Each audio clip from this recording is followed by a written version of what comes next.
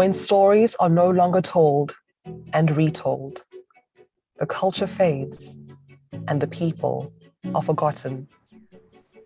We are not shy about remembering out loud our story.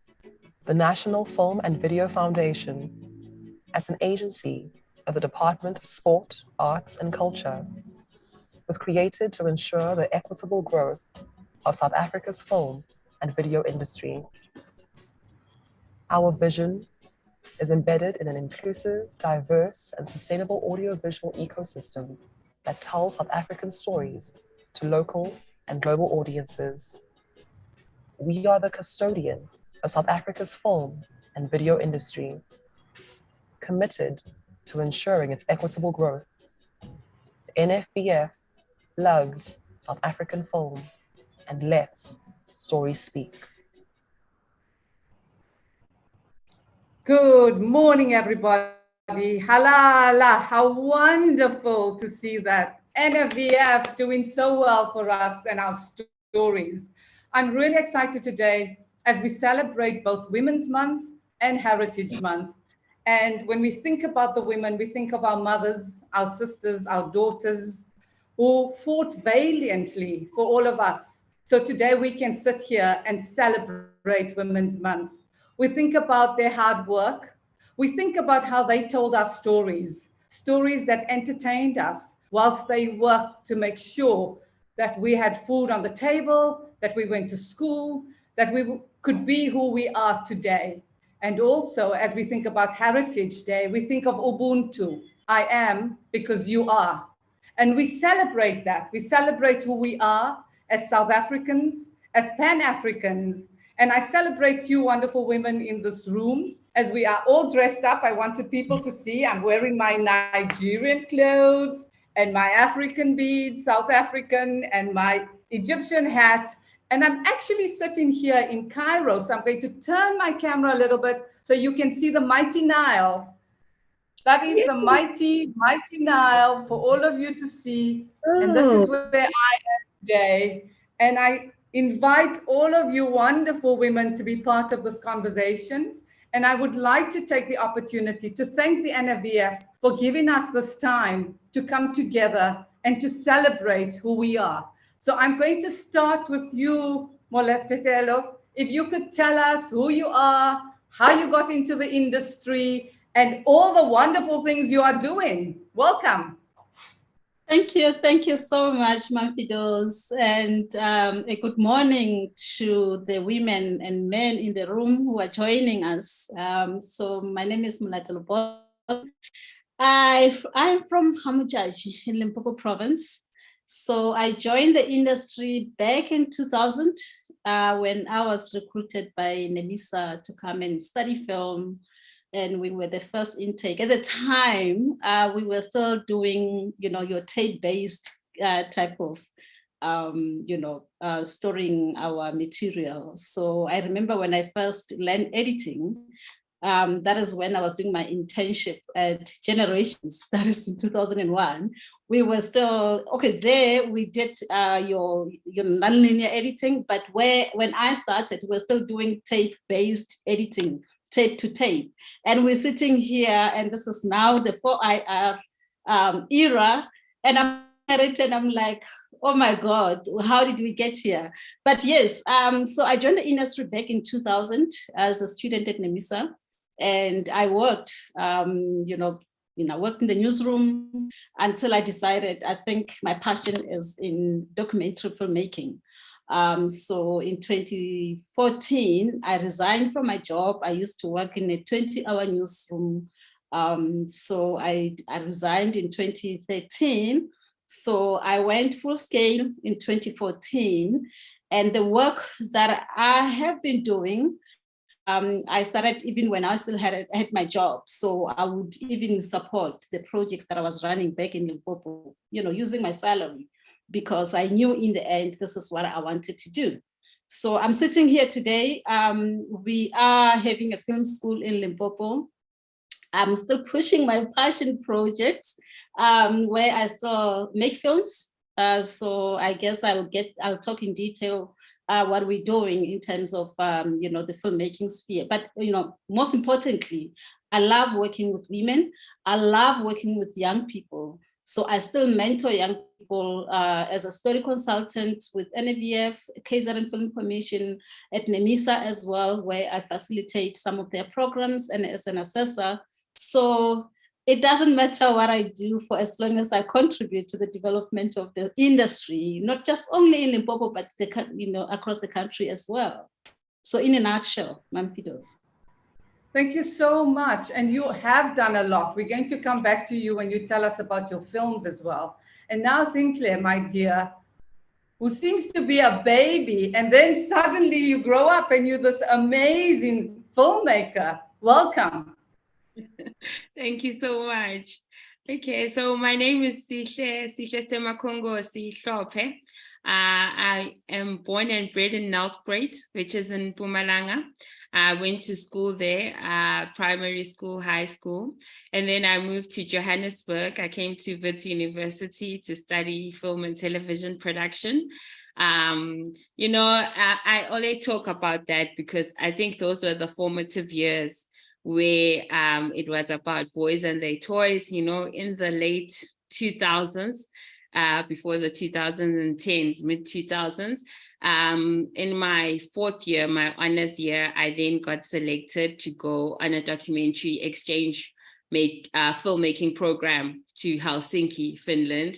So that's, I made my first documentary on that program. It was about township consumerism. And it was sold to ULE. It was a student production. And from there, I knew that, okay, fine, documentary is one thing I do need to pursue. But I also had like an entrepreneurial flame burning in me. So I registered my first production company with some classmates. And we actually got commissioned by SABC. We made 2 documentaries for them just out of film school. But we learned a lot of lessons and we got burnt. So I went to business school after that, and I worked a little bit for other productions, wildlife, soapies like Scandal, Lockdown, etc. as a writer. And then I started what we have now, which is Passion Seed Communications, a film-driven social enterprise, which we've had for 9 years. Next year, we're turning 10 years old, so I'm really proud of that. So we make impact films and impact campaigns because all our films, we do our best to make sure that they reach underserved audience members in rural areas, low-income urban areas, townships, etc. And we design very unique impact campaigns for each and every film. So I'll go into more details about that when I discuss, for example, the impact campaign we have for Lobola, A Bride's True Price, which is one of our current films. Yeah. Thank you. And I love to see that poster right next to you about your film. We definitely will come back. Carolyn, can we see you please introduce yourself? Tell us about the amazing work that you are doing. Carolyn? And as we wait for Carolyn, just to remind everybody that we are on, there you are, Carolyn. Welcome, yeah. Welcome. I'm sorry, I did have my camera on. I don't know what happened. Welcome, yeah. Carolyn. Tell us about yourself. Okay, well, I've been working in film and TV for gosh, many years now, going on 15 years, yeah.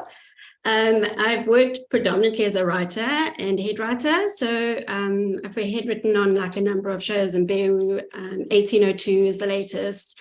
So that is where my heart is in storytelling. And recently, about 4 years ago, I branched into producing. So I decided, yeah, let's grow a little bit. Let's take more control of the stories that I want to tell. So yeah, so I started producing. I've done a couple of short films, and I'm doing my feature now, Manna, which we're in pre-production for. Yeah, so very excited about that. Wow, wow, wow. That's fantastic. Thank you so much. And now, Caravello, where are you? Please join us and tell us about yourself and the amazing work you are doing. Welcome. Welcome. Hello, everyone. I am from the very small province called the Free State in a town called Bloemfontein. So my background really into storytelling started when I went into theater. I'm really more of a theater maker. However, my interest into film started when I really wanted to act. However, as a result, coming from this province, I could see the challenges, how difficult it was for me to get into mainstream filmmaking. I mean, every time where I have to go for auditions, I would have to go to Joburg. And I thought there's a bit of a disconnect. The stories are there, the landscape is there. However, there isn't really a medium that celebrates what we have.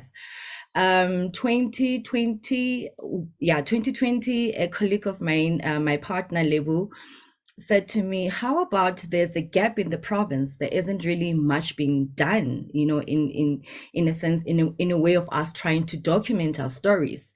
How about we create this program called Nala, where we take women who are storytellers, who are filmmakers in the province, because we could recognize that the stories are there, however, the platform wasn't there. So that's really how I got introduced into film, as a curator, as a producer, as somebody who wants to impart skills. So I am still a baby, but a very excited baby, a passionate baby that really wants to go on and tell stories. That's a bit of my Thank you journey. so much, because I think that is really what the NFVF is about. You know, it's about growing and building and supporting people like yourself. I'm also so excited that the NFVF, from all of you sitting here, you're not from Gauteng, you're not from the main cities, you are outside of those hubs. And you are doing phenomenal work. And the NFVF is there to support you, to help you to grow, but also the diversity that you know that the platforms are there, that we're talking about the creative industries. So whether you're a performer, whether you're an actor, whether you are a storyteller, all of it is really telling the story. And that's why we're here today, to celebrate that. So I'll come back to you, Sinclair. Please tell us about your current work, and also the fact that your film has been traveling around the world and you've done exceptionally well. Please share with us. Just unmute yourself, darling. Okay. So, I mean, currently we are working on a film called Celebrating Winnie Through Song. It's a feature-length film which is about songs about Winnie Mandela. And we've shot here in South Africa and in Nigeria. And we plan to shoot in, more places. It's a feature-length, very exciting. Just got back from Brantford, actually. And we also this year just did a documentary called Medupi and the Rose of Maropong, which is about actually the air pollution that Eskom is causing near the Medupi power plant in that community, where people are suffering with lung diseases, eye problems, etc. So Eskom is actually one of the dirtiest companies when it comes to pollution. But I think the most exciting one that we want to talk about is Lobola, A Bride's True Price, which has just been nominated for 2 SAFTAs. We're really excited about that. Thank you so much. So Lobola, A Bride's True Price, especially when it comes to Heritage Day and Women's Day, I think thematically it is on point, because it's my own personal journey as I decide whether or not to go through the Lobola process. But there are other couples that we interview and go through the process with them until, the film comes to the end where I make my own decision and come to my own realizations. But more than anything, I think I was just a conduit through which the story must be told. It's turned out to be, in terms of impact, I think we've gone to most of the provinces because our impact distribution partner is Sunshine Cinema. And the aim of our impact campaign is really to educate women and even men as well about their marital rights, especially within the context of customary marriages. So for example, you have to have a prenup before you do lobola, because if you marry in customary marriages, it's automatically in community of property, so we try to empower people about their rights in that regard. So that's our impact campaign. We've shown the film to hundreds of people. We've shown it on SABC as well. We also take women to workshops. Like next week, we'll take women to a workshop where they'll learn about maintenance, divorce, etc. So they can be empowered, because unfortunately, Home Affairs doesn't do this. We have a social media page. We have a couple, but on Instagram, we have over 52,000 followers. And what we do there, again, is we share videos about your legal rights as a woman, and what customary marriages means and what it entails, But when it comes to the heritage side of it, it's been an intergenerational conversation, because the oldest character in the film is 100 years old, and it goes all the way down. And we're just talking about what lobola means to all of us. And I think and hope we did it respectfully, even though we had to push some boundaries, which is why it could be an intergenerational conversation. And yes, it's gone to festivals around the world, mostly African. And I can understand why it resonates more with African people. But yeah, we'll see what the journey has in store for us. But what we're really hoping to do in conclusion is just to have like a lobola legal clinic, where we not only share the film, but also get lawyers in order to give free legal advice to women after the screenings, which we've done a few times, and we'd like to do even more. Yeah. That is fascinating, because it all fits into the education and entertainment. We call it the EE type of conversations and filmmaking, where you take such a wonderful piece of creative work and you share it. And I think in the old days, especially if we talk to Carabello, is this the whole thing about performance. We would take theater into places, and now we are taking film into places. And I'm sure that the NFVF has been a great partner, even with this film, as you move around. And Sunshine Cinema, which is great when you have those partners who can help you to get the film out.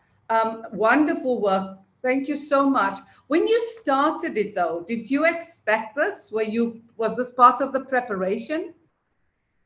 Yeah, definitely, because I've wanted to be a social entrepreneur for a long time, but I couldn't find the avenue to marry the two. So initially I went to Gibbs, I studied social entrepreneurship while making the film, and then would go on these enterprise development programs in order to find a unique way to marry the two and come up with our business model, and then within our business model, all our films fit. It's just that we have different impact goals. So yeah, it was part of the plan. Thank you so much. And I think this is so important for the people who are watching and listening, is to realize the amount of work, as we keep saying, pre-production. When you say what are the most important aspects of filmmaking, pre-production, the second most important, pre-production, the third most important, pre-production, because you have to be completely prepared. And so Molatele, I'm coming to you, my dear, because what you are doing in Tzaneen with this fantastic school, with the work that you've done, and you show us that history. Your pre-production has been ongoing for 20 years. And now we're about to celebrate with you that whole foundation of a school. Please tell us about that. Thank you so much. And Sihle, congratulations. I'm really proud of seeing how Lobola panned out. And we celebrate you, all right? So yes, Mamfidos, I know they are joining us now. I said to them, okay, let's take time. You're going to join in this conversation and please contribute. We do have at the moment 25 young people from across Limpopo coming down to Tzaneen for film and TV production learnership program that is supported by MICT-SETA.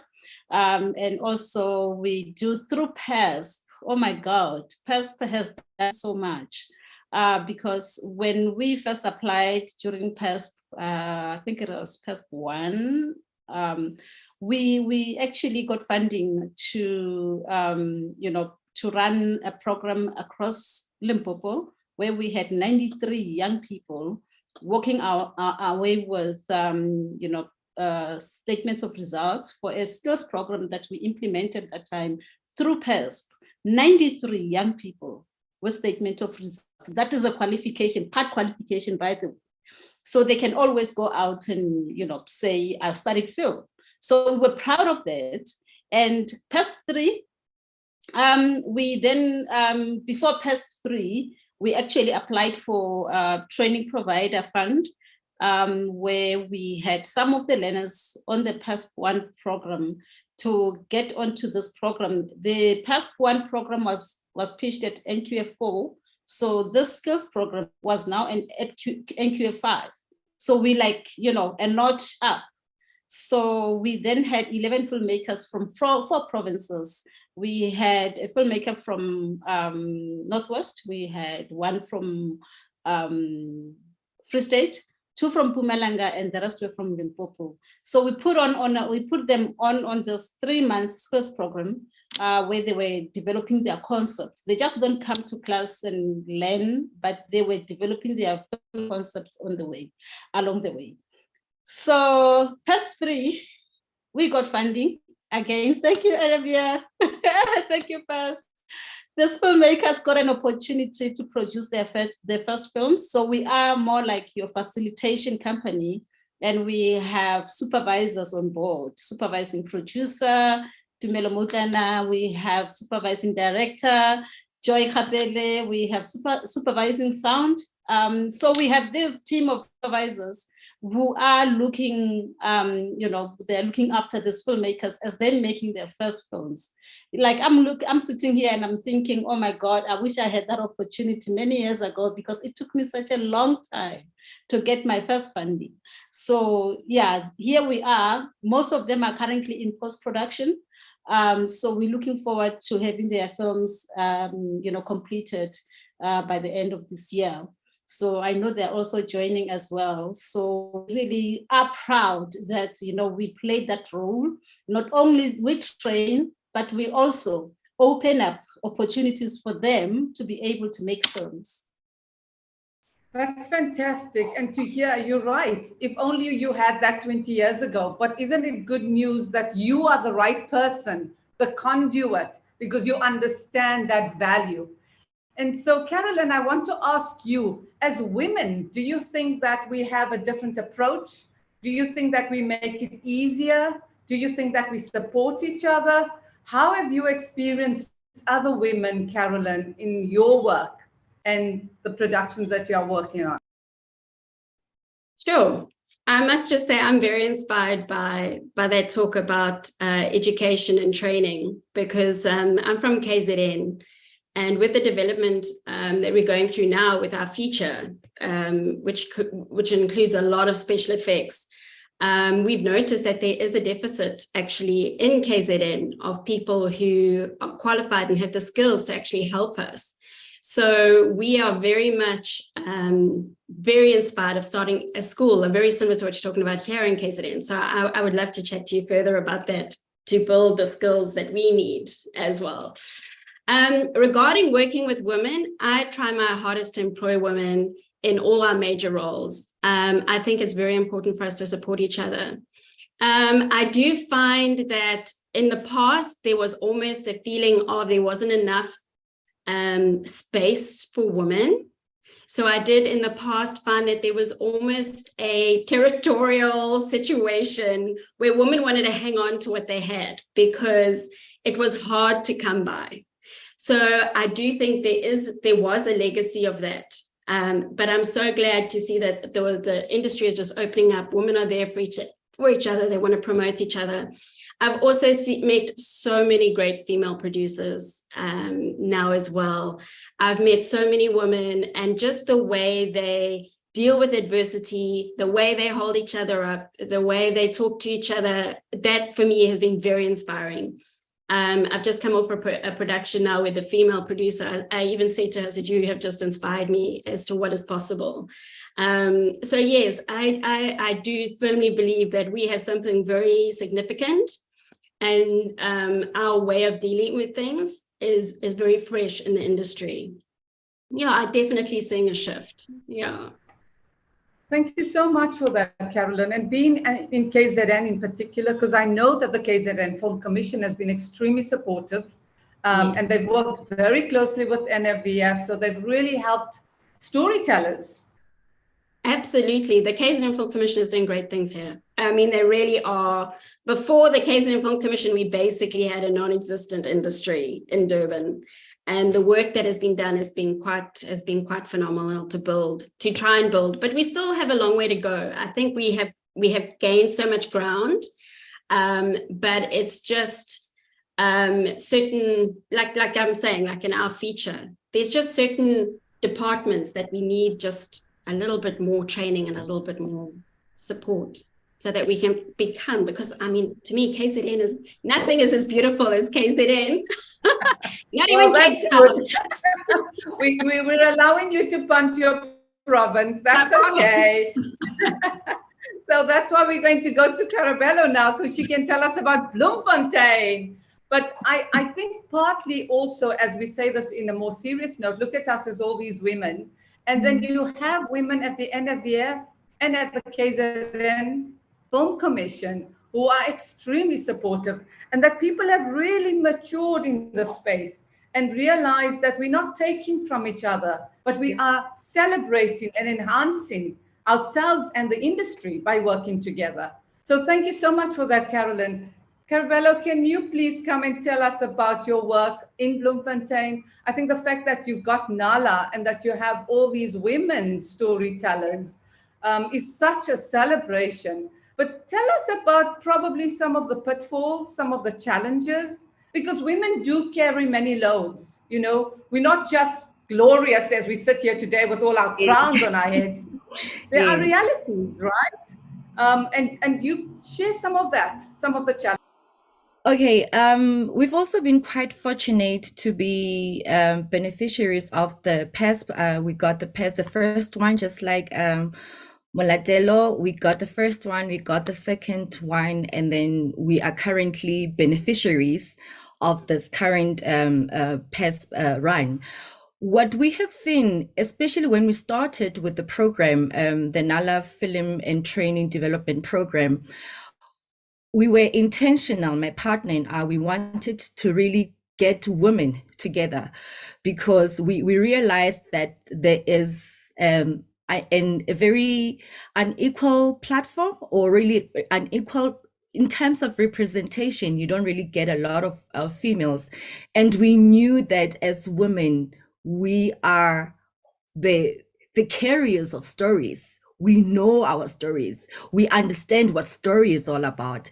And we thought with this specific program, we are really going towards getting women in. As soon as we got the call out and we said, we're looking for females, we didn't say anything about their age. We just wanted people who were not attending schools, anyone from 18 years above. We said, this opportunity is for you.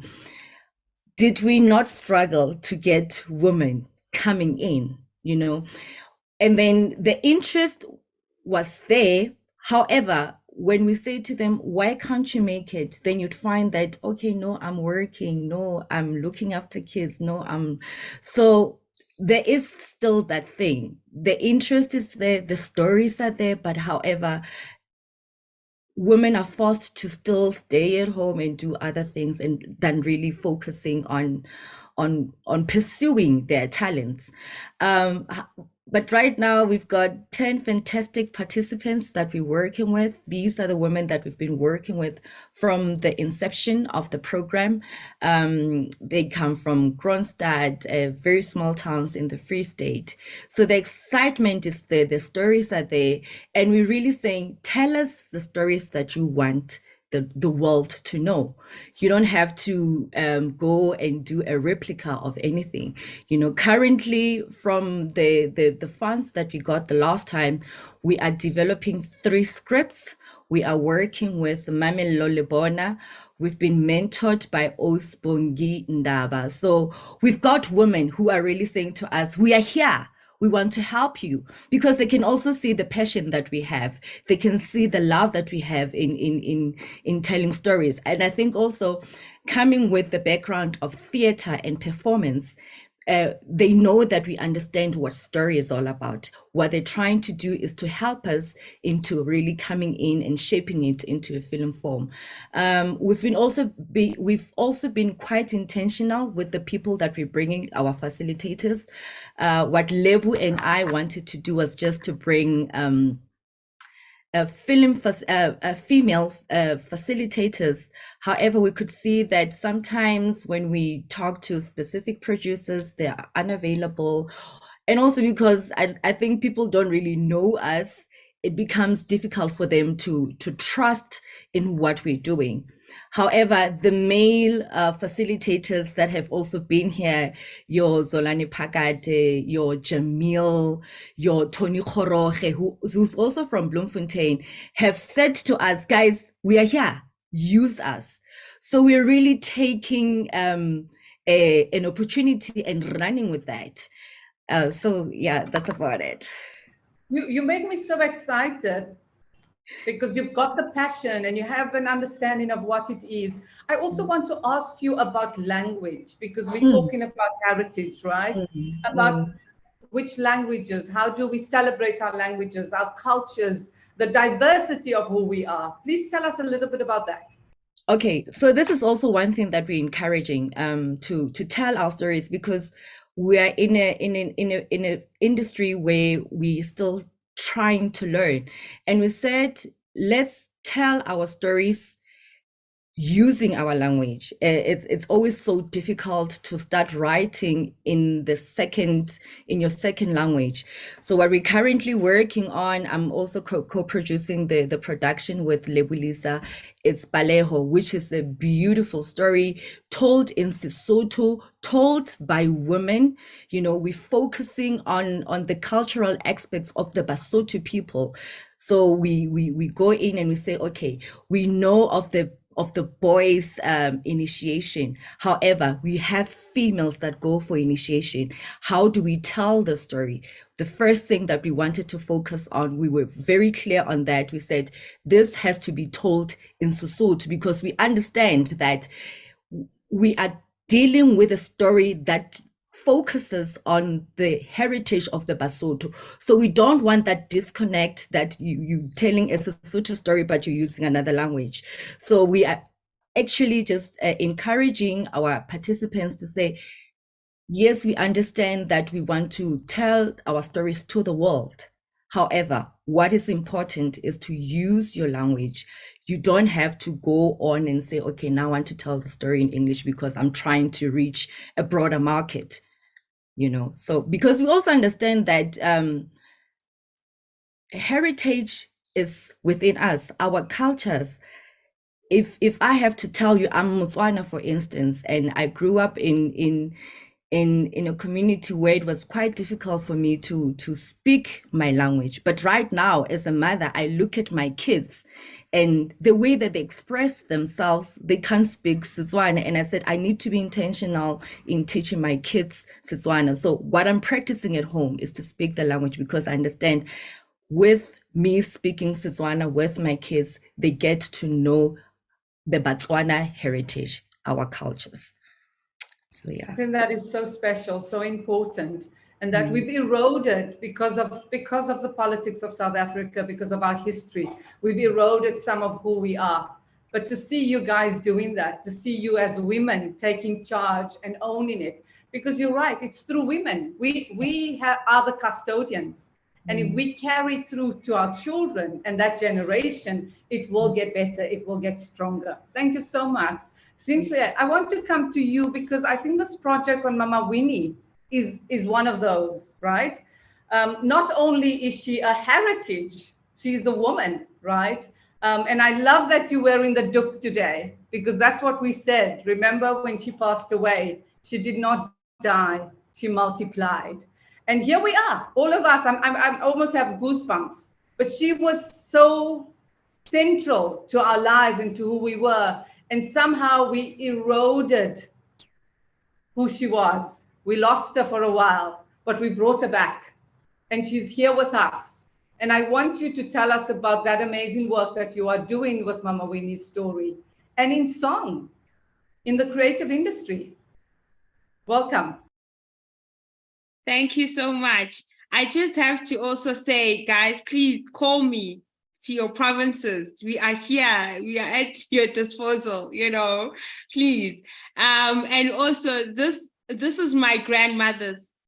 This is my grandmother's. This is my grandmother's. So I have a lot of my grandmother's, my late grandmother's head wraps. She left them to me. And she was a big Winnie fan. She taught me all about Winnie. And, my grandmother used to watch the Truth and Reconciliation Commission every day. And she was very unhappy with the manner in which Winnie was treated in the 1990s, but I was still a child then. And then, the 2000s came. When Pascal, the French filmmaker, she's from UK, made the film Winnie, I thought to myself, oh my gosh, I need to make a Winnie film. I've always wanted to make a Winnie film. I'm a Winnie fan. I think I'd read quite a few of her autobiographies. And then the opportunity came from Decano, which is an NGO, on her 85th birthday, that they wanted films about Winnie. But they wanted a film about Nizalwa Ngobane. So I thought, okay, I can do this. Let me pitch. But then I started discovering more Winnie songs. At the time when we made the short film, because we had a few weeks, like maybe 3 weeks, to research, develop, and shoot, edit everything. So it was quite quick. But luckily it went to film festivals everywhere. I mean, we went to South Korea last year and they translated it, called it Songs About Winnie. So it seemed to translate. So then we discovered even more Winnie songs. When I say more Winnie songs, I'm talking like there's a Winnie song in Jamaica, Colleen Davis, Jennifer Hudson in the US, there's Onyeka Onwenu in Nigeria, there's Yvonne Chaka Chaka, there's Tandy Swamazwai. So the repertoire of Winnie songs is quite long. So we decided that, no, we need to unpack this in greater detail, and hence the feature-length version, which we're now making. And it's interesting to retell Winnie's story as a female filmmaker, but also through song. It's like a lighter side of Winnie, because Winnie was also like a fashion icon. Winnie was like a beauty queen. Winnie was a mother, a fighter. She was all these things that we are as women, because we're multifaceted, So I think that's why I resonate with Winnie. And just meeting all these amazing people, the ones you get when they're still alive, is such an honor. Like in Nigeria, everyone who was part of making the song, the producer, everyone was still alive. And it's not always the case, And to hear that, I'll just give you a short anecdote about that.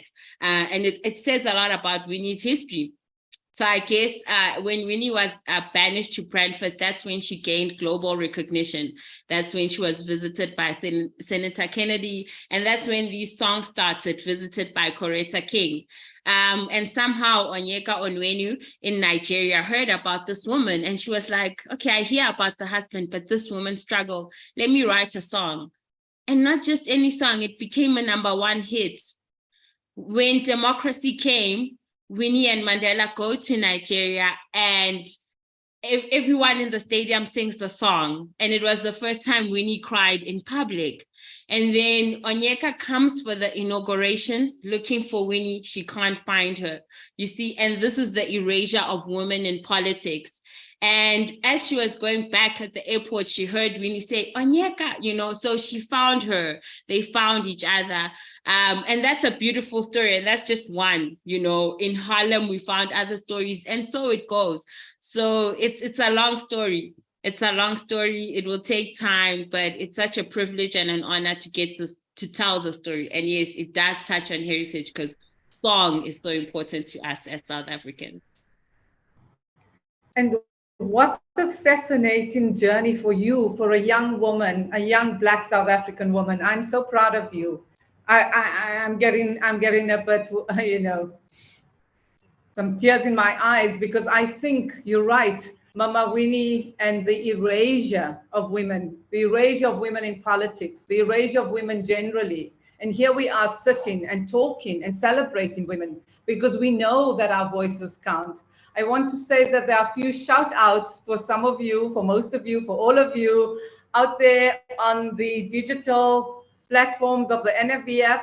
They're all very excited about what you're sharing, and they're saying it's very worthwhile and useful, good guidance, good advice. And I think that's really why we are here. We want to thank the NFVF for the opportunity, and for all the people who are listening, please send us your questions to any of the participants, and they would gladly be able to respond, because this is what it is. It's a learning experience. It's a learning moment.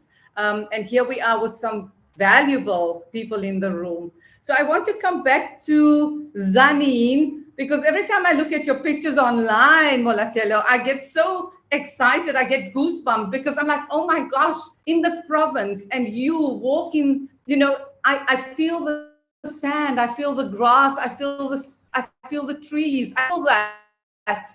And I can imagine how that must make you feel as the mother, as the, you know, it's your labor of love.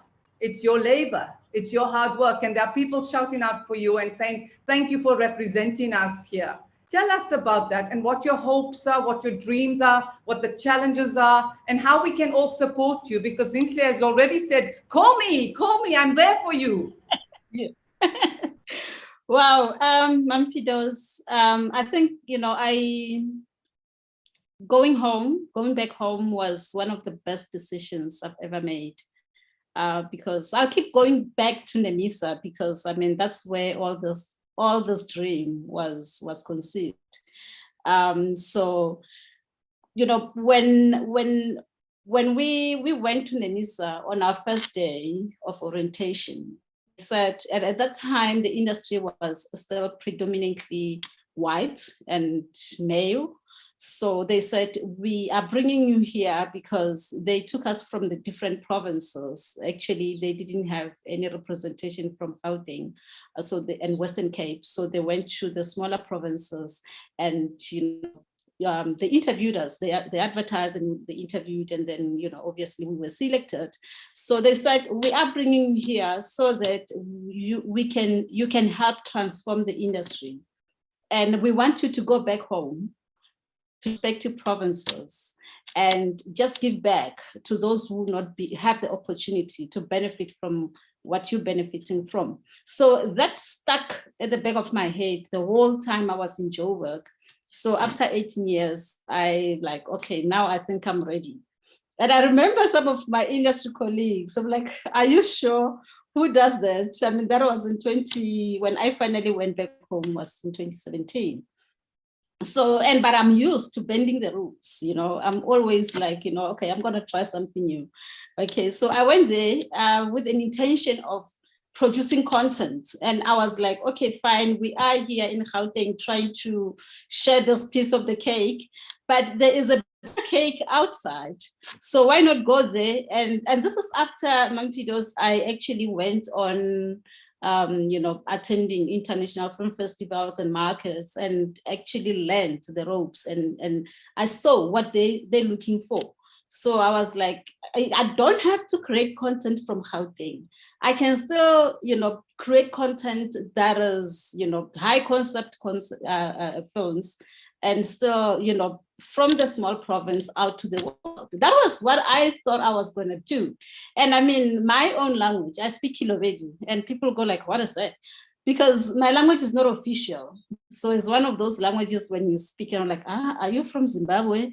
You know? So I also wanted to use film as a platform where I can actually, you know, celebrate this heritage, you know, now that we're talking Heritage Month, through film. And the only way for me to use film to actually, you know, promote this language and this culture. I come from the kingdom that is ruled by women, rain queens. So I was like, this is the stories I want to tell. But how do you do it when you are in Gauteng, you know? So going back home was exactly that. I wanted to do this. I wanted to produce these films. I was hungry. I wanted to tell the stories, but Mamfidos, I got home. Each time I wanted to do a small production, I had to import skills from Gauteng. So I was like, I have to go back to the drawing board. That is when, you know, the film school was conceived. And glad that it actually worked out. Because now all the people who work for my company, facilitators, your training managers, were, you know, at some point, learners, interns, you know, on our programs. And the whole team right now I look at them and I'm like, oh my gosh, really? Did I really do this? You have these people here who are so passionate. And these people are really, really passionate. They share your dream, and there are sacrifices. But there are challenges, my kiddos. There are a lot of challenges. And one of the challenges I want to touch on is that we end up training people who just pass through the programs. And what I saw is that, especially with women, young women coming from the rural areas, I realized that we have to do more than just teaching them film. We need to instill confidence in them to say, you have what it takes to actually be a filmmaker, not just locally, but beyond the borders of South Africa as well. You can go on and be this greatness you see out there. So it goes beyond just training, but also mentorship and just being that role model. Because some of the things that I do, I actually say to myself, you are a role model. So if you're not being the success, being the hope that these young people are actually looking up to, so you have to prove to them that actually it is possible, despite the challenges. The challenges are there. So one of the things that I want to touch on is that apart from training, we also, colleague Laurentia, who's our project manager, was saying, we also life coaches, because we're not professional life coaches, but we are here trying to say, it is okay. You come from a rural area. You're not your background. You are not you cannot do it, Just say to yourself, look at the person who is not even in this province, but beyond this province, and say, I can still do it even better than them. So we have that responsibility, unfortunately, on our shoulders to train, to mentor, to coach. But, in all earnest, I'm saying I'm grateful that when I left the Gauteng to Limpopo, my colleagues were like, are you sure? Are you sure you want to do that? And I'm glad that I'm sitting here to say I'm checking the boxes on some of the things that I said I wanted to do. Some of the things didn't happen, like, for instance, creating content. I thought I was going to make films when I got home. But when I got home, I realized that actually the skill, each time I have to make a project, I had to import skill from Gauteng. I don't do that anymore, Mam Fidos. I must say that, and I'm very proud. The skill is locally and is within some of the people that we trained. So I'm just saying, Mam Fidos, this is the work that we're doing in Tzaneen. And I'm glad that we're not just doing it in Tzaneen now. We're doing it across the province, but not only that, but we're also doing it in other provinces outside of in the big cities. Wow. That is amazing. And you're right that, the discipline of story, the discipline of film comes into every part of who we are. And so when you're teaching one part of it, you're really mentoring other parts. I also think we must remember that little window that we open, because that's all you need is a little window and people fly. And that's what happened to each one of us as we sit here. If somebody didn't open the window for us, we would still be in the dark somewhere. So that's what you are, each of you. I would like to give you an opportunity, any one of you, if you have a question for each other, if you want to share something special, maybe you want to ask one of your fellow panelists a question. Sinclair, I see you nodding. Would you like to ask a question? How do you feel that the representation of women on screen has evolved? Is it to me or to anybody in particular? Anybody in particular. Okay, I'm going to ask one of the young people. Let's ask, well, Carolyn, since you are producing, my dear, tell us how you see that, because I think that's our responsibility as storytellers, as female storytellers. How are we making sure that the image, the face, the voice, the sound, the language is actually changing? Yeah. Is Carolyn there? Yes, I'm here. Can Hey, you hear Caroline. me? I seem to always drop off. I must say that I'm seeing so many different variants on women now. Before, we were very much put into boxes about how woman was portrayed. You either had the mother, or you had the femme fatale, or you had, it was very demarcated. And like we were saying, women are layered. Women can be all these things. And I'm seeing so many great roles coming forward for women, dynamic, diverse women. So it's very exciting. It's very exciting to see that change. I do still think more can be done with women, because I still feel like sometimes when you watch certain movies, certain shows, you can see there's still work to be done on how women interact with each other even. And also you have the kind of stereotype of kind of the angry woman, and, and it's like, then you get this weird belief system that I'm going to break all the molds, I'm going to make this woman different. They make her angry. Okay, that doesn't make her strong. That doesn't make her, So I think what's wonderful about women is we are so diverse and we are so complex, and we can be many things in one. And I think a lot of writing needs to try and incorporate all those layers, all those different, then we'll see more fully developed woman characters when we actually realize that we don't have to be one thing in a film. We can be everything in one. Yeah. So, but definitely there has been improvement, but there's still a long way to go. And what is, sorry. Absolutely. And I Just think a little tangent. And what is so nice is like talking to these women is also the different, I love the talk about the generational differences, because there's so much discussion now about the expectations of the past versus the future, even culturally, within our heritage, within tradition. That for me is so exciting, is to see how everything is constantly adapting and evolving. That's a very exciting time now. I love that. To hear intergenerational conversations is very fascinating, because we are always evolving. Yeah. Thank you, Carolyn. Zintle, you asked the question. Share with us what you think the answer is. Sure.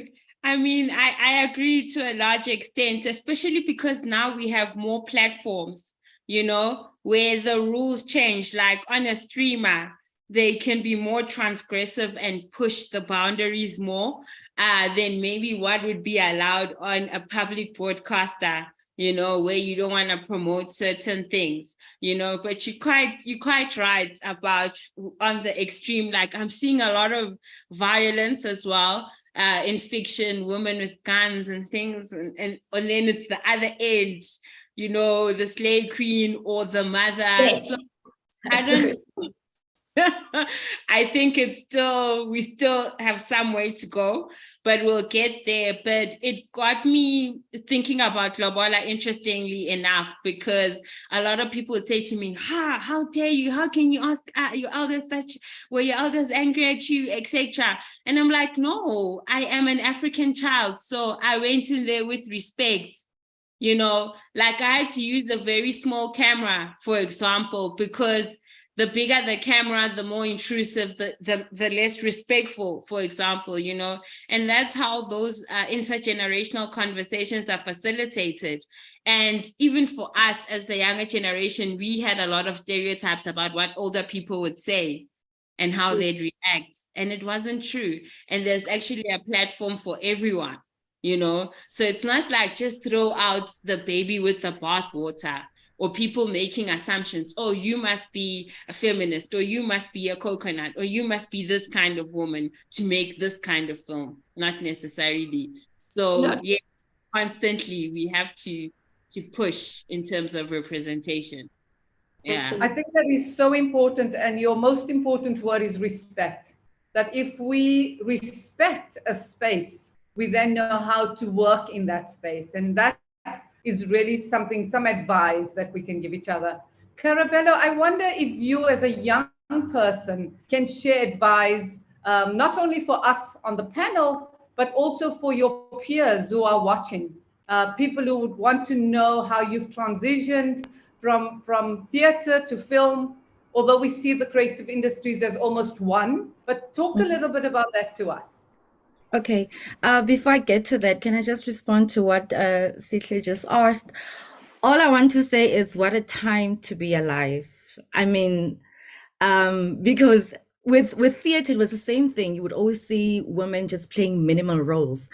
But with the gaps that we were able to identify in the industry, in the film industry, I think that gave us courage to say, because we don't know, we're just going to push through. So that's what we're doing.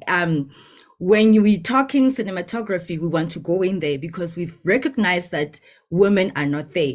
So whether the men are trying to close the doors for us, we say we want to know, you know. However, when you look at the short films that we see on our platforms, you can see that yes, there is a larger representation of women. However, you find, like Sihle already has noted, you find same people. And now culturally, because we're living in such a diverse country, you only see a specific kind of woman. There is still a large platform where we can show other women.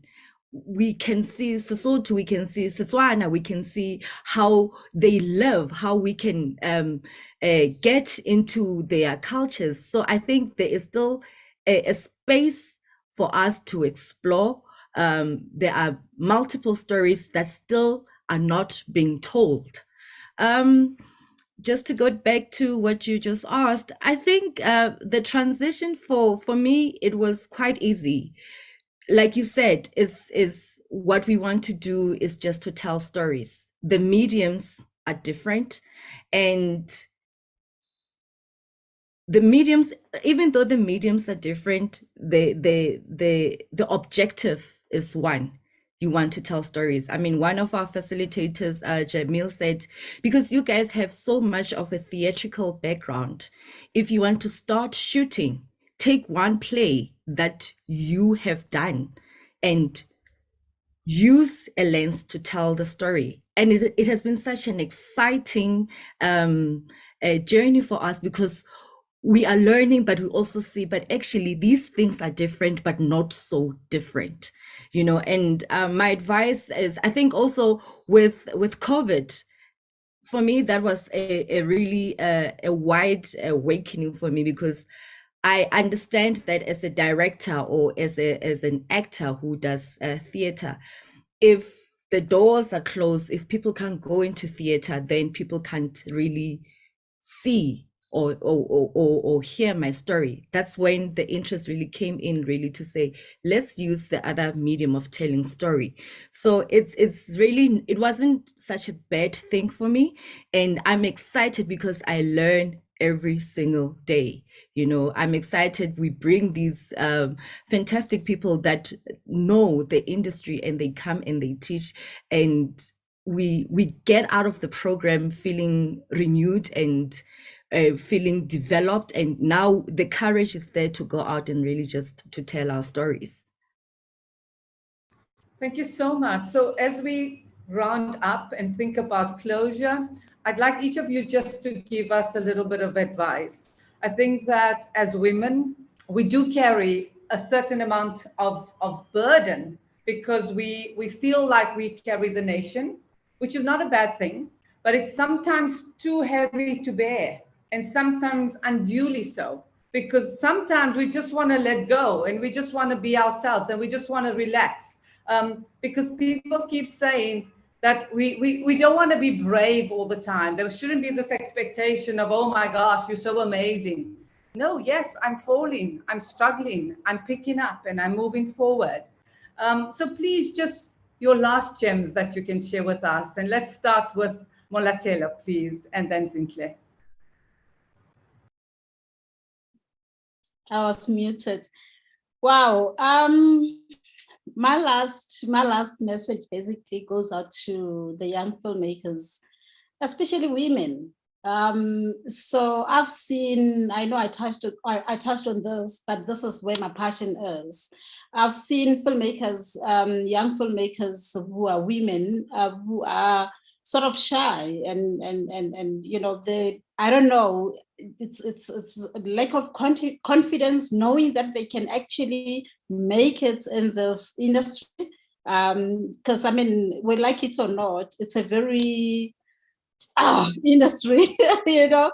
So I'm just saying, you know, I really wish the young women, right, could actually just stand up and believe in themselves and say, you know, we are storytellers, we are filmmakers, you know, and we can make it, right? So that's the biggest challenge that I'm seeing. I'm seeing women who are with potential. You see that there's potential here, but the issue is the confidence, especially when you're coming from, I mean, I myself, I come from a rural area, and I happen to be the first girl from my village to go to university. So I had to deal with issues of confidence and believing in myself that I can actually do it. So it overwhelming sometimes, but with a clear vision, with a clear mandate. And I believe that, you know, with the women that pass through my hands that I work with, that's that's the message I try to pass on to them, to say, you know, you can be what you believe you can be. It doesn't matter where you come from. So I'm just saying, you know, yeah, I hope they're listening, to say, you know, there are lots of stories out there. There are lots of stories out there. Just the courage and confidence, that's most important. Sure. Okay, thank you so much, Muladelo. For me, I think I just want to share things that I think I do in my own practice that maybe will be helpful for other people. So I think one is just to constantly be upskilling, you know. So as much as I graduated many years ago, I do courses every now and again, both locally and internationally. Those are very important because then you get exposure to a wider network of opportunities and filmmakers as well, and other disruptive models of making films, because there's not just one way of making films. I think, so that's something that I think you constantly have to do, no matter how accomplished or whatever. And I think you're also a great example of that. For those, because you're constantly improving yourself in different ways. That's very important for your longevity. Secondly, curiosity, right? Always be open, you know, because that's how you'll always be a conduit, you know, and your creativity flows because you're always open to finding out more about things. Number three, I'd say like your mental health. For me, that's extremely important, especially when we tell personal stories, you know, there are the ebbs and flows, to be at peace with yourself and to know yourself, because film is a deeply personal medium, you know, and we've even lost people due to mental health struggles in the music business, in the entertainment business, etc. So for me, that's of vital importance. So there are days when I'm like, if it's heavy, then let me be kinder to myself and just take it a bit easier, you know, because we can be very hard on ourselves. So just to be kinder to yourself. You're still a human being, because it's also like a 24-hour a day type of profession, but you're still a human being. So, you know, look after the other aspects of yourself. And just, I think most importantly, humility. Humility and Ubuntu, and just thinking in every story that you tell, like, if this was about me, would I be happy with this type of representation? And if I was on the other side, would I be happy with this treatment? So that, you know, it's a give and take thing. It's a spiritual undertaking, I believe, this telling of stories, you know, and sharing of stories, which is very healing. You know, so for me, it's like this, not just the craft. So that's what I'd share. So deeply moving, Sinclair, because as you say, take care of self. And we tend to overwork sometimes. And we carry many burdens. We carry many stresses. We also carry lots of joy and laughter. And I think it's also that, isn't it? It's for us to enjoy that process, because it can become overwhelming. It can become a burden. It can become heavy. But to take the moment to smile, to breathe, to self-care. and think sometimes we forget about self-care.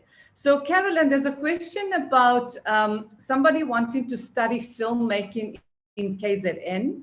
Maybe you could share a bit more about your experience, how you got there, and then what advice would you give any person who's wanting to come into the sector? Okay, so in KZN, there's a number of film schools. There's DUT you can go to. There's also AFTA in Durban, which is one of the most popular ones. But how I got into the industry is I actually went to film school and I dropped out in year one. So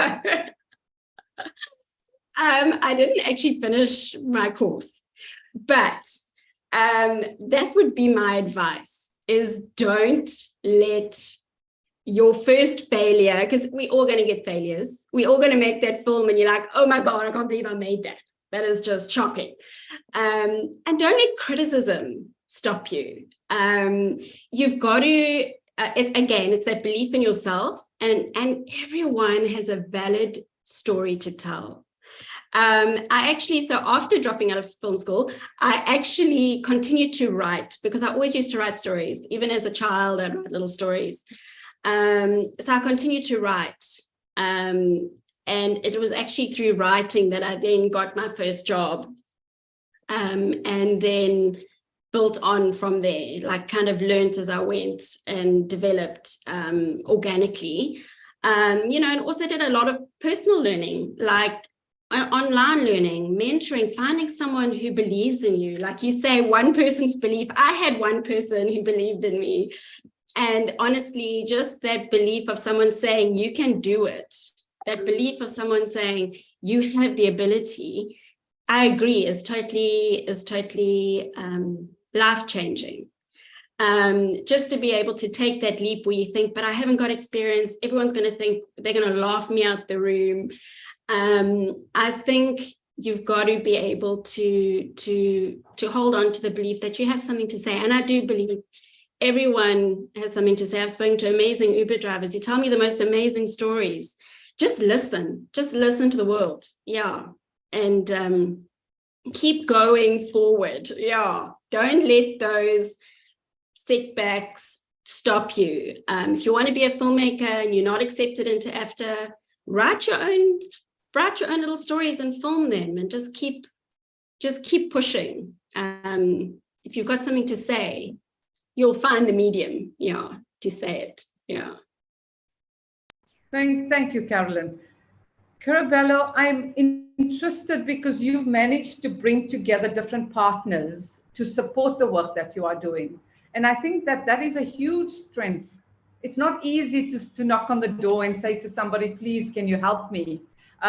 We all worry about how people will take that from us, So how did you do that? Where do you get the tenacity to say, listen, Jamil Kubeka, I know you're a big deal, somebody, but you're going to come here and you're going to help. How does one do that? Please tell us. By the way, Jamil is my son, so that's why I can use his name. I think we were able to recognize that these people that we are so scared of are just people. And we were able to really just be honest with them and say, we don't know, we want to know. And with all the mentors or the facilitators that we brought, I think we were very lucky because we selected people, or we spoke to, or we brought people that were willing to share their skills, because I think also the passion that we have, the province that we're in, people that are watching that are from the Free State, they understand the politics of this province. And with that being said, we also know the potential of this province. And when we came to them and said, guys, our department is not backing us up, but guess what? We got a big backup from the NFVF. It was quite easy for a lot of doors to open for us. So it has been that kind of a thing for us, that we have the stories, we have the passion, we have the interest to learn, you know, and that's how people were, it was so easy for them to come through. I think that's a great shout out to the NFVF in the way that it has supported all of us. And I think the SEFTAs is a wonderful way, you know, the South African Film and Television Awards, as we hear some of our panelists are up have been nominated, because being recognized, being awarded is important. It's also important for people to be able to say, look, this is what I've achieved, as much as producing the content. So I want us just to come back to that idea, because it is about growing, building your capacity, going into training, making time for yourself. Because sometimes we're so busy helping other people, building the company, building the school, building, you know, the others. What do you do, Karebola, in your space, in your time? How do you take care of yourself? I've got a whole lot of women that are backing me up. What we were able to do with this program, as soon as it ended, we continued. We understood that the money had run out. We had done the project, but we are in constant communication. So we are writing, and when things get heavy, we're like, hey, I don't know how to move from here. I work very closely with my partner, Lebu, and we have that kind of a thing. I mean, currently we're doing a theater festival, an indigenous theater festival. We're doing the Nala project, which can be very hard on ourselves, or on us. And we can just say, okay, now it's time to just log out. We go on retreats, we sit, we come back, we are much stronger. And what we've also realized with the kind of work that we do, we get a lot of rejections because we're constantly going out looking for sponsorship and people to back us up and whatnot. And that can also just be a heavy load to carry, because we know what Nala stands for. We know what we want to achieve with Nala. So when one door closes, it can really be a really hard knock on us. So we just, if it gets very heavy, we sit, we pause. When we're good to go, we go. So I want to ask each of you who your role model female person is, whether in the industry or not, whether it's your mom, whether it's your school teacher, but who is the role model for you? Carolyn, let's start with you. Who is your role model, but a female? I'm just trying to think. Currently, my role model is Lulu Hiller. I think she's fantastic, and she's a big inspiration for me. Yeah, just in how she holds herself. She's just got such a dignity. Yeah. So I think that was the first name that came to my head. So I'll go with that. And what would you say? I like that you say that she holds herself. What would you say would be the criteria for women to have that gravitas that we say, oh my gosh, that's someone I can look to? What? I don't even know if gravitas is the right word. It's just this calm in the sea of storm, if that makes sense. It's been able to stay grounded in the center of everything spinning, and you grounded and you centered, and you that to me, it's just like, it's hard to explain. It's like a stillness. It's just this this aura, this integrity, and also how she deals with people. I think integrity is a big thing as well in the industry. I think you do find people, whether they don't want to divulge information for whatever reasons, but there's always, it's very rare to find people who conduct themselves in such a straightforward manner. And it's so important to how you treat people. It's so important that it's not just your employee, it's someone who's part of this amazing production and this amazing creation. So to me as well, it's also just how you deal with people, how you speak to them, how you appreciate them. Yeah, it's also a level of that. Yeah. I think very important as you say that, because it's almost kind of things that we take for granted. And you kind of think, well, you know, I'm the boss man, or it is about appreciation. Sinclair spoke earlier about humility, about guidance, about mentorship. That is what we can share. That is what we give without any cost. You know, it's free if we can just do that. I'd also wonder whether any of you, Molatelo, do you do any kind of meditation? Is there something in a way, so as you think about this person that inspires you, but tell me a little bit about your self-care routine. Memphidos, you know, I always struggle because I play so many roles in my career and personal life. So I always struggle to single out just one role model and say, this is who I look up to. I sort of dip from different people. I mean, I was listening to Sitley describing Mawini, and I was like, yeah, I think this is just that one person that I always looked up to, and her strength, you know, her beauty, her, you know, just everything that she's been through, and she was still carrying herself like this. So I dip, you know, I look at Memphidos and I'm like, okay, what can I get from there? So that is just me. I don't have that just one person that I look up to. I dip from different people, and, you know, that strength for me, especially because, you know, I'm a mentor, I'm a trainer. So you call me a role model as well. So I need to be able to have all these qualities. And where do I draw all of that from one person? So I dip from different people so that, you know, I can have this pool that I dip from. But otherwise, yes, that's what I wanted to say. And your self-care routine, do you walk? I saw that, you know, obviously Facebook is a wonderful way for us to connect with each other, and I would encourage people to tell their stories through digital, however. But when I saw you, you know, amongst the trees, for example, the nature, which is so important, it was so wonderful. Is that where you find your peace? You'll be surprised, Memphidos. I don't have anything that I do that I say this is, you know, when I'm off duty. But there's this particular place when I go, and when I go to, and when I come back renewed. That's my village.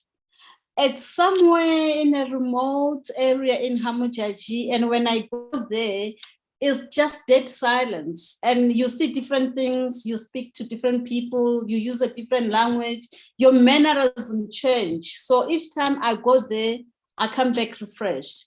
You talk about resetting the button. That is my village. Oh, how very special, how lovely. Sinclair, what do you do? Because I think you share with us so much in your storytelling, and people are so inspired by the way that you articulate yourself and the time and research that you put into your work. Share with us what you do when it comes to self-care. I color in. I have adult coloring in books. It's important to do something monotonous and repetitive, then your mind switches off. I also knit and crochet. It's also monotonous. I garden. I use my hands, crafty things, DIY. Yeah, those are those are my things. And yes, nature is very important. Spending time next to large bodies of water, also very important for me, which I haven't done in a while. But yeah, I think nature, and my hands for me. Yeah.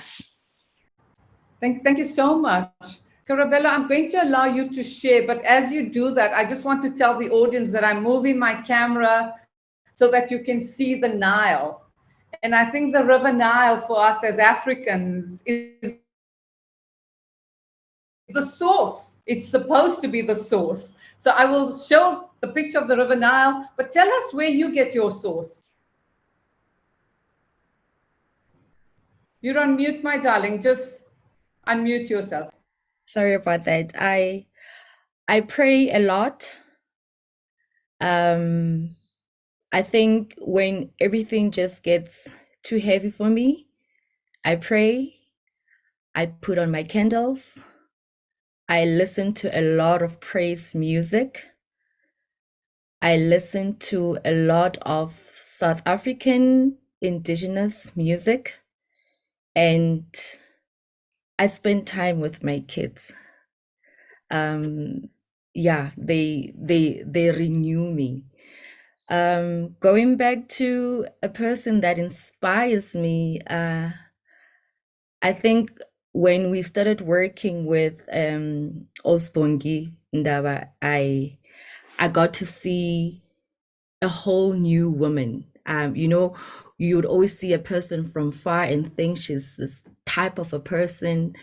I remember when I met her in 2019, I went for auditions. She liked me. I was casted for a short movie, which was supposed to be shot in the Free State. Unfortunately, that didn't happen.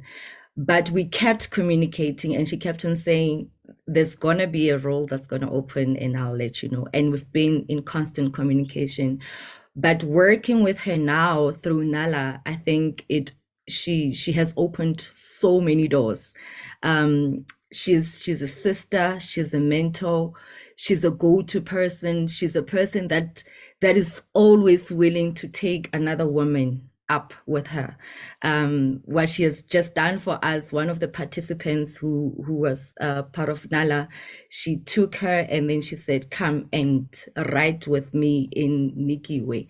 And that for me is really inspiring. I see her in a different light. I see what she's trying to do, what she's doing in the industry. She's moving the industry, and she's really passionate about moving with other women. So that's my person that really inspires and motivates me. Well, thank you so much, everybody, because you have all inspired us.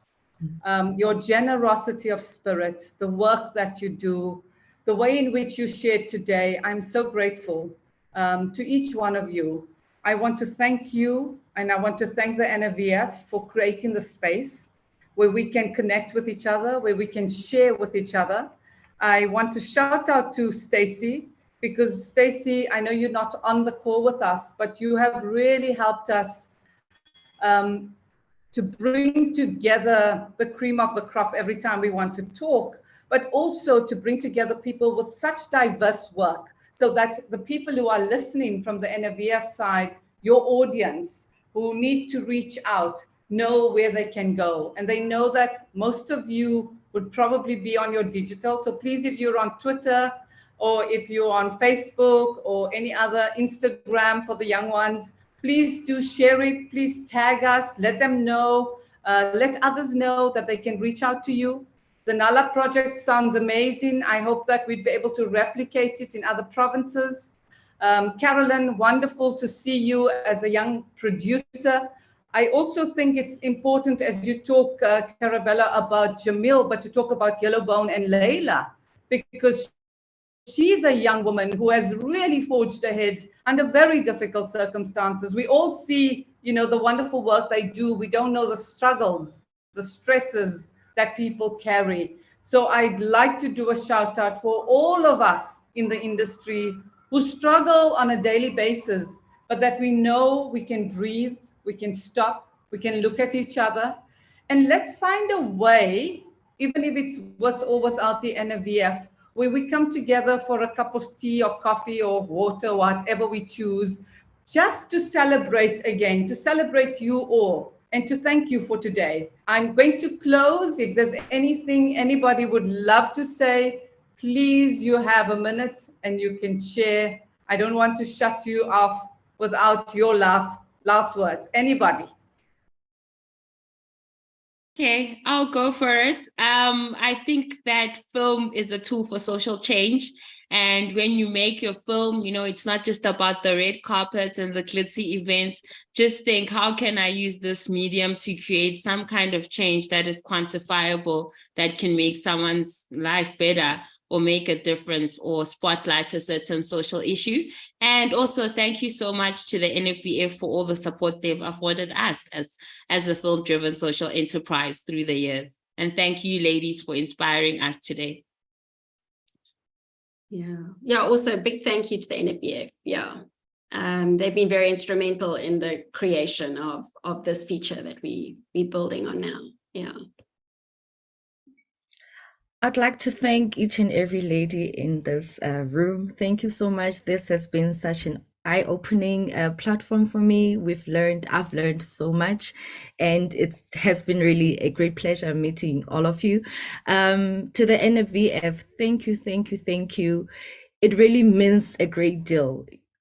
You guys, you see us, and we are so grateful. And I think I'm speaking for the other ladies, for the Lekoko team, and I am truly grateful. Thank you. Right. On behalf of my team and all the mentees and the filmmakers that we work with, we really want to thank the NFVF for supporting us. I come from a province, Karabelo. Also, we don't have the luxury of getting provincial support. But NFVF is being there through thick and thin, and I really want to thank them and for this opportunity to share our stories. Thank you so much. Well, thank you to the NFVF. We're going to close with the same clip that we started. I want to thank you, Archie, for the support today, and thanks to everybody for today's online session.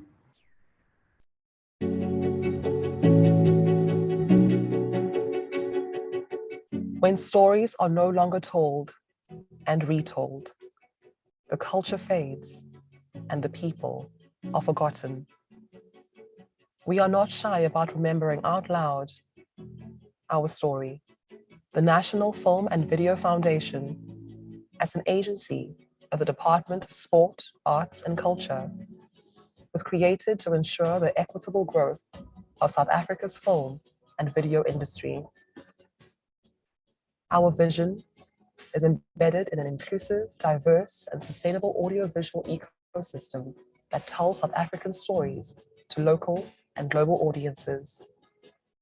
We are the custodian of South Africa's film and video industry, committed to ensuring its equitable growth. The NFVF loves South African film and lets stories speak.